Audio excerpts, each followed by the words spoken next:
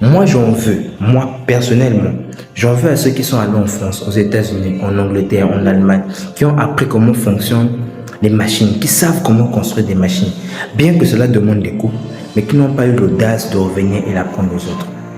Moi, j'en veux. Je ne sais pas si j'ai raison, je ne sais pas si j'ai tort, mais je les en veux. Pourquoi? Parce qu'ils ne cherchent pas à perpétuer cette connaissance dans notre continent. Et c'est une erreur très grave. Alors, et donc je m'en vais vous citer, ce sont des projets que nous avons menés, ou du moins des projets que nous sommes en train de piloter actuellement, sous le label de Visibility 242, dont je tiens à rappeler que c'est une entreprise qui tient depuis plus de 2 ans, actuellement. Donc, ces projets digitaux sont principalement Covera, qui est un logiciel qui permettra aux écoles de gérer leur structure interne, du moins le nombre des élèves, gérer les élèves, gérer le personnel, gérer l'administration, gérer tout ce qui concerne l'école, sera mis le tout dans un logiciel et c'est vraiment génial, c'est vraiment génial. Il y a Kusa, qui est une application qui sera disposée aux agriculteurs et aux distributeurs afin de les mettre en contact. Il y a AF Motors qui permet du moins aux personnes de louer des voitures en ligne à travers une application, louer des voitures pour un mariage, pour les breakers, on pense à tout le monde, on est gentil, pour les breakers, pour tout ce qui consiste les sorties, etc. Et ces projets digitaux ont été menés, comme j'ai dit au début, sous le label de Visibility 242. Pourquoi est-ce qu'on le fait? Parce que au fur et à mesure, moi personnellement, je me rends compte que on n'a pas de sujet intéressant ici au Congo. On n'a pas. Ou du moins, on essaye d'avoir. Mais ces sujets en question ne font même pas la figure du continent, ne font pas la figure du pays. Pendant longtemps, on ne fait que voir des concerts. Je n'ai rien contre les concerts. On voit les concerts des artistes, ce qui est une très bonne chose. On reconnaît maintenant l'art musical du Congo. Mais je pense qu'il faudrait aussi mettre en lumière la technologie. Il faudra mettre en lumière aussi ces jeunes-là qui veulent développer des systèmes. On doit mettre en lumière ces jeunes-là qui veulent apprendre la cybersécurité. Mais le problème, c'est que de un, on ne débat pas sur ça. On ne fait pas de débat sur ça. Il y a très peu de conférences. Du moins, moi, je n'en connais pas. Des conférences où on parle de cybersécurité. Il y a Ozan qui essaie de faire un événement extraordinaire dont j'ai assisté. C'était vraiment magnifique. Mais il faudrait qu'il y ait des événements comme ça au fur et à mesure. Parce que on a raté beaucoup de révolutions. La première révolution, on a raté. La deuxième, on a raté. La troisième, on a raté. Là, la révolution technologique, on est vraiment bon. Et il ne faudrait pas que nous soyons tout le temps en retard sur tous les sujets. Sinon, à quoi servirait-il d'être sur Terre sans avoir au moins un esprit de compétitivité avec les autres? Et s'il n'y a pas de vanité, tout est vanité. Pardon. Gardez ça pour vous. Parce que dans un monde comme dans lequel on est là, il faudrait que nous puissions nous battre. Nous battre pourquoi? Parce que il est très important que les jeunes puissent apprendre des sujets assez pertinents.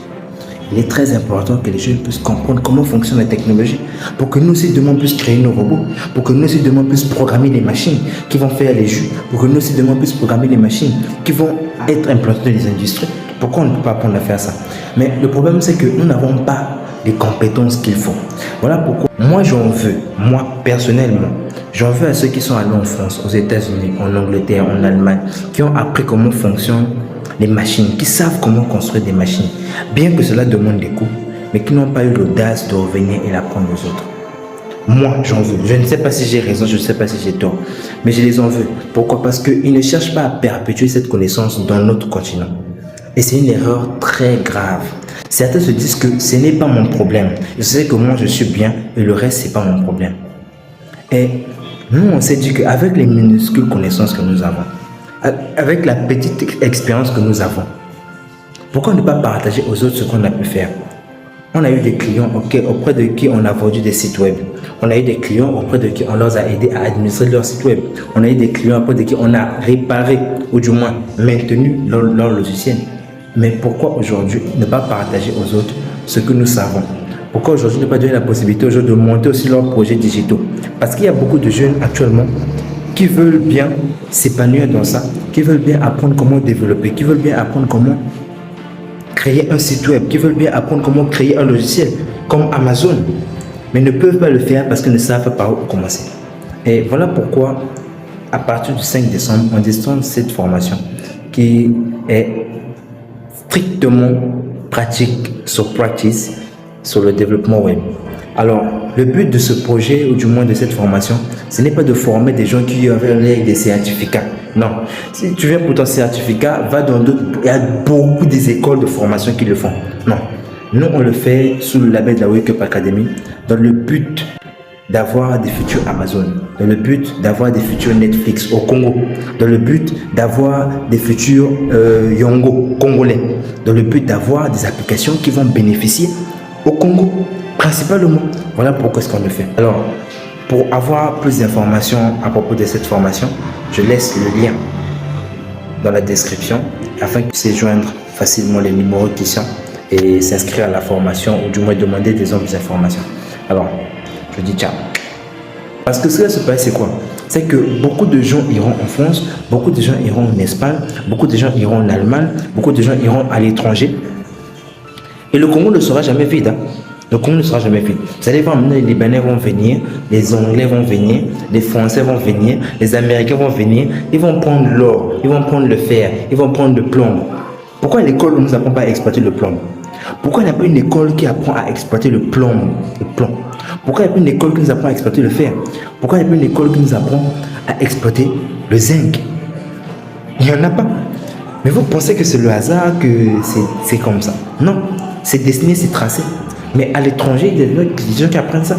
Il y a la diaspora congolaise qui apprend ça là-bas à l'étranger.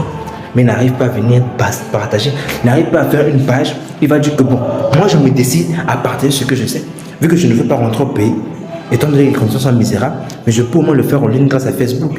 Je peux le faire en ligne grâce à Instagram, grâce à YouTube. C'est une décision personnelle que vous prenez de vouloir changer les choses ou non. C'est une décision personnelle que vous prenez de vouloir changer les choses ou non.